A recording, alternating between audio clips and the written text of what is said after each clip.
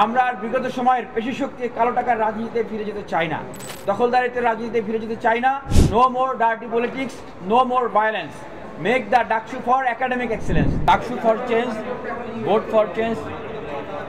এই যে প্যানেল, এই প্যানেল থেকে উপস্থিত আছেন এজিএস রাকিবুল ইসলাম এবং জিএস সাবিনা ইয়াসমিন এবং আমি ভিপি পদপ্রার্থী বিনিয়ামিন মোল্লা।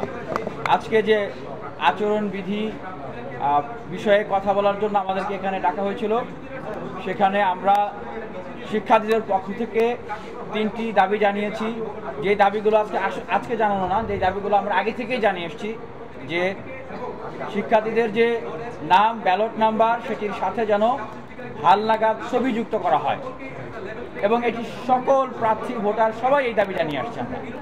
দ্বিতীয়ত, আমরা যে দাবিটি জানিয়েছি যে ঠিক ডাকসু নির্বাচনের আগ মুহূর্তের দিনগুলোতে যেই ডিপার্টমেন্টগুলোতে গুরুত্বপূর্ণ পরীক্ষা থাকে, যেহেতু ডাকসু এটা একটা ক্যালেন্ডার ইভেন্ট হওয়ার কথা, ক্যালেন্ডার ইভেন্ট হলে স্বাভাবিকভাবেই কোন ডিপার্টমেন্ট কোন পরীক্ষা কবে হবে সেক্ষেত্রে ঠিক আগ মুহূর্তের দিনগুলোতে একটা ফ্লেক্সিবিলিটি থাকা কথা।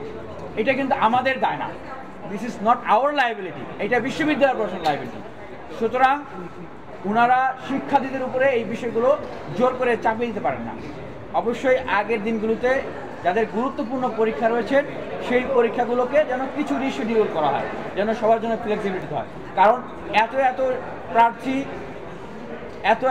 মানে ভোটারদের কাছে যখন যাবেন তখন কিন্তু এটা আসলেই একটা যাদের একদম ঠিক আগ মুহূর্তে যদি গুরুত্বপূর্ণ পরীক্ষা থাকে তাদের জন্য ক্ষতি হবে। এবং আমরা চাই যে অন্তত 3, 4 দিন 5 দিন আগ থেকে যেন গুরুত্বপূর্ণ পরীক্ষাগুলো সেগুলোকে যেন রিশিডিউল করা হয়। আমরা বন্ধের কথা বলছি না, সেগুলোকে যেন রিশিডিউল করা হয়। আরেকটা বিষয় যেটা, যে যখন ভোট গণনা করা হবে, ভোট গণনার সময় সেখানে কারা থাকবেন, সেখানে অবশ্যই সেন্ট্রালের ক্ষেত্রে তারা যেন একজন করে প্রতিনিধি রাখতে পারেন প্রত্যেকটা হলে, প্রত্যেকটা বুথে যেখানে যেখানে ভোট গণনা হবে।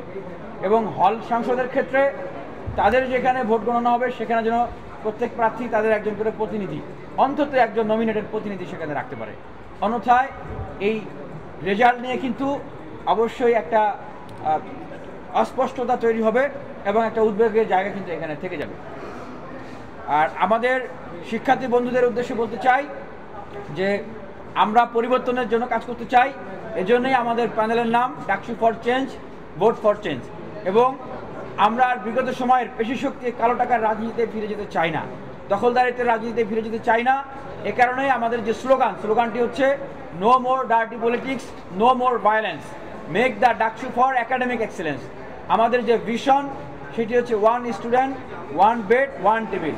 আর আমরা শিক্ষার্থীদের উদ্দেশ্যে এই কথাটি বলতে চাই যে সেই বিগত সময়ে যেভাবে আমরা শিক্ষার্থীদের পাশে থেকেছি, হামলা মামলা জেল জুলুমের শিকার হয়েও শিক্ষার্থীদের পাশে দাঁড়িয়েছি, শিক্ষার্থীদের অধিকার নিয়ে কথা বলেছি, সেই 18 কোটা সংস্কার থেকে 24-এর গণ অভ্যুত্থান পর্যন্ত, সেই আবরার ফাঁদ থেকে ফুলপুরি পর্যন্ত, সেই প্রশ্নবাস বিরোধী আন্দোলনের কথা বলি, মোদী বিরোধী আন্দোলনের কথা বলি, এই যে শিক্ষার্থীদের গেটসুম গণরুমের নির্যাতনের কথা বলি এবং এই জুলাই অভ্যুত্থানের কথা বলি, তারকে ফেসিবাদ বিরোধী ছাত্র ঐক্যের কথা বলি, অভ্যুত্থান পরবর্তী চাকরির আবেদন ফি কমানো, পিএসসি সংস্কার আন্দোলন এবং সর্বশেষ যদি বলি আজকে বিশ্ববিদ্যালয়ে এই যে বিউটি অফ ডেমোক্রেসি, গণতন্ত্রের সৌন্দর্য, অভ্যুত্থান পরবর্তী শিক্ষার্থীদের সবচেয়ে বড় অধিকার ভিত্তিক যে এই অর্জন, এই যা আন্দোলন যদি বলি, এই ছাত্র সংসদ নির্বাচন, এটির জন্যও আপনারা অবগত আছেন যে 20 সালের বাসভবনের সামনে আমরণ অনশন করেছিলাম।